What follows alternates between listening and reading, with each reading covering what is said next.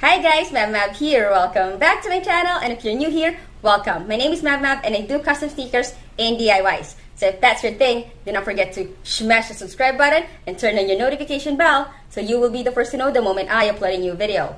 And for today's video, we will be doing a La Muerte makeup tutorial. And with these purples, you can definitely switch it with any color that you'd like. A red, blue, purple, pink, yellow, orange, however you want it to be. If you'd like to see how that goes, then keep on watching.